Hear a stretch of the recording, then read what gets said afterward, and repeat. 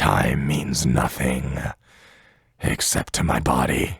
My knees aren't what they used to be. So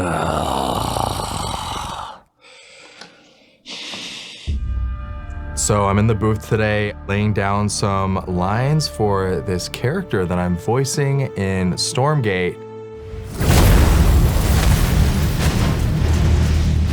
What in God's name have we done? Fight. Cower. Either way, your world will fall. His name is Warz. He's a badass, and Warz is many things, but he's not human. So that just adds a really interesting element. He's a lot of fun. When he's being clicked on, it's more of like a, what do you want? You know, it's maybe that's a little bit smaller, and then when it's like the like that's more projected. That comes from diaphragm, it's more guttural.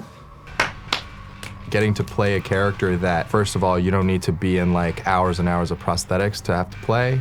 You know, you kind of just take one look at him and what he's wearing, and you're like, okay, I think he sounds, I think he, you know, and then you start to get into it, and there's like such a joy in discovery.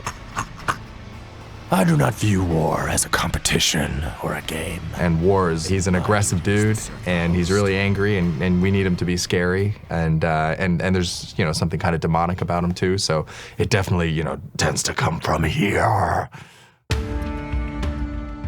Man, I've been a fan of RTS my whole life. RTS was some of the biggest games that anyone could play when I was a kid. Really, in the late 90s, early 2000s was kind of like the golden era for that whole genre. You know, you had StarCraft, you had Brood War, of course, my favorites, but you had Age of Empires, you know, you had Command & Conquer, and so many others, you know. First game of StarCraft I played was when I was like 13 years old. I mean, the last game of StarCraft I played was like last week. And so when we heard that, you know, Stormgate was happening and that it was so many of the same people who made the games that I loved growing up and worshipped in a lot of ways, I got excited. There's so much I love about the RTS genre. They're strategy games, first and foremost. They're these giant, elaborate games of chess. You play top-down, you control an army, and you get to see these like awesome battles happening, and you get to micromanage your units, and you get to control your resources, and there's so many places that your brain needs to be at the same time, and there's so many different skills that go into it. It was an incredible experience visiting Frost Giant. I mean, first of all, you know, you don't visit video game studios every day, and it was just so cool stepping into the office, seeing so much of the artwork and the characters kind of starting to come together, the units and everything, and then actually getting to sit down and play. It felt good to play test the game. It's already shaping up to be super promising. Has all of the dynamics and the features that you would expect of an RTS and of the team of that caliber. It was like a dream come true. I played against one of my best friends, Jason, and I won the scrimmage, which I'll never let him live down until the day that he dies. But it felt good to get the dub. They had a trophy for me.